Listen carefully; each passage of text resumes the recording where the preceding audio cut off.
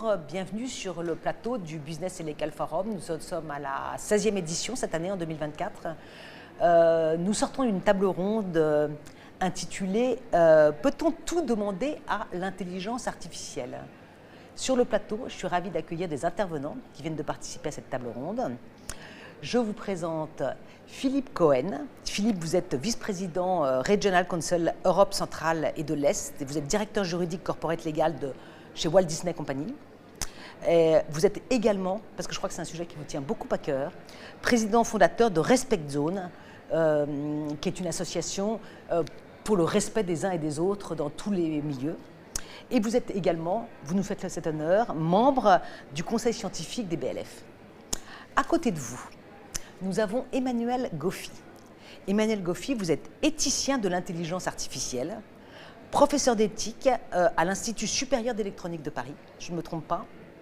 Et enfin, notre avocat, Philippe Gossens.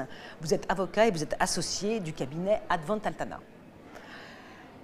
Je vais revenir sur le sujet de cette table ronde et vous poser des questions. Je vais commencer par poser une question en représentant l'entreprise, Philippe Cohen.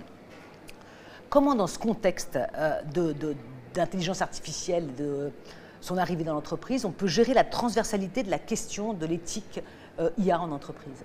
Alors c'est une très bonne question parce que c'est une question de survie pour les entreprises. Ce n'est pas juste une question, on va dire, d'ambiance. C'est une question qui peut faire le choix entre la voie Kodak ou la voie pas Kodak pour l'entreprise.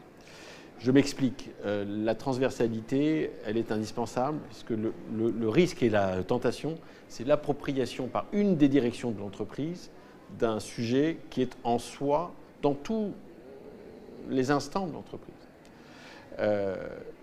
À mon sens, la direction juridique a un rôle essentiel à revendiquer dans ce moment de l'appropriation des compétences pour être la courroie de transmission de la transversalité du sujet de l'IA générative dans l'entreprise. Pourquoi?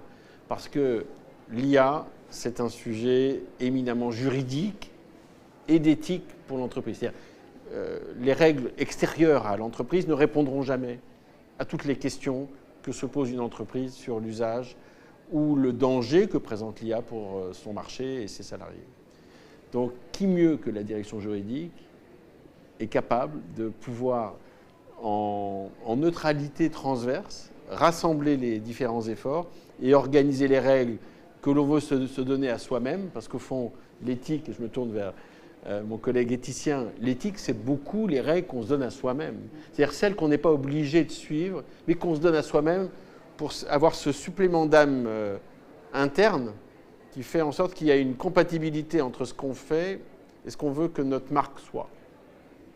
Une forme de lever du menton à chaque instant pour se dire où est-ce qu'on veut être au-delà de l'obligation d'être. Donc c'est ça pour moi le défi de la transversalité, parce qu'au fond, l'IA dans l'entreprise, c'est comme la prose pour M. Jourdain. Elle est là, ça fait longtemps qu'elle y est, ce n'est pas une nouvelle affaire. Ça fait plus de 40 ans que les questions d'IA se posent. Donc c'est à nous aujourd'hui, à la direction juridique, d'être la direction juridique et de l'éthique de l'IA. Merci beaucoup Philippe. Je vais me tourner vers vous Emmanuel. Comment on peut rendre l'éthique pratico-pratique? Alors déjà, la première chose, c'est qu'il faut rendre l'éthique pratico-pratique. C'est quelque chose d'extrêmement fixé dans la réalité, dans des contextes spécifiques. Donc, je dirais, il y a plusieurs éléments. La première des choses, à mon sens, pour la rendre pratico-pratique, c'est qu'il faut sortir de ce qu'on appelle le principisme. Dans des grands principes qui sont très généraux et, comme ça vient d'être dit, qui très souvent ne sont pas transposables dans des contextes spécifiques d'entreprise, voire d'ailleurs dans des métiers à l'intérieur des entreprises. Donc ça, c'est une première chose. Il faut faire ce qu'on appelle la casuistique. Il faut les regarder sur des cas d'usage.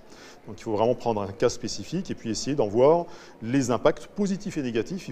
Là aussi, il faut faire attention parce que le tropisme juridique est lié à ce qu'on appelle l'aversion au risque dans les entreprises. Il n'y a pas simplement de la gestion du risque, il y a aussi la gestion de la potentialité positive sur les intelligences artificielles. Donc ça, c'est un premier élément.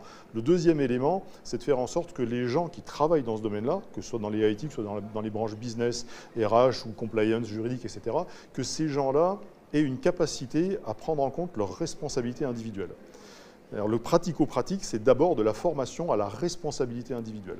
Plutôt que de toujours dire et toujours penser que c'est l'IA qui est responsable, il faut penser que c'est l'humain qui est responsable. Et donc là, il faut faire une espèce de virage à 180, arrêter de parler d'IA responsable qui n'a strictement aucun sens, mais parler d'humain responsable.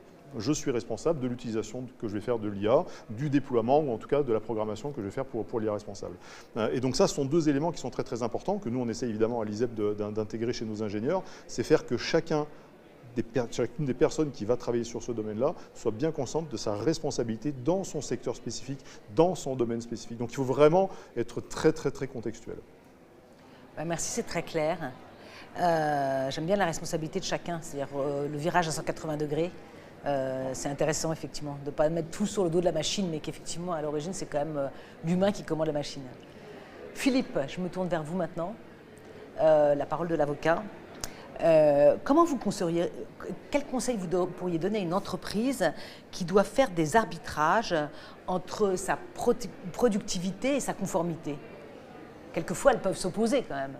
Ça se pose même pas quelquefois, ça se pose tout le temps, même ça dépasse très largement l'IA, ces questions-là. L'entreprise, je lui dirais d'abord, qu'est-ce que tu veux? C'est quoi ton but? Parce que souvent, je vous rejoins un peu, le conseil in abstracto, c'est toujours un mauvais conseil. Donc, quel est ton but? Une fois que tu détermines ton but, tu as besoin de quels outils? Donc, tu peux avoir dans les outils l'IA, tu n'as pas que ça, tu as avant tout les collaborateurs, les collaboratrices. Une fois que tu as ça, du coup, comment tu le normes? C'est-à-dire que comment est-ce que tu définis des guidelines, des règles? Mais ça, c'est mon côté juriste qui parle. Donc là, je rejoins Philippe, c'est-à-dire que la norme interne, mais appliquée, enfin spécifique à l'industrie, aux outils, aux gens, donc la définition de la norme avec les contraintes réglementaires, législatives, tout ce qu'on veut. Et moi, j'insiste beaucoup sur une chose, c'est comment est-ce que tu diffuses, ton but, et ta norme. Et donc ça, c'est la formation. Si tu fais de la norme qui n'est pas comprise, ça ne sert à rien de la faire. Si tu fais une norme sans but, elle n'est pas appliquée. Si tu fais un but sans norme, ça ne sert à rien. Si tu fais un but, une norme, mais personne ne comprend ce qu'il faut faire, ça ne marche pas. Donc moi, mon triptyque, ça va être, tu veux faire quoi, ton but, quelle norme tu y appliques, avec quels outils, comment tu les génères, comment tu les utilises, et comment tu le diffuses.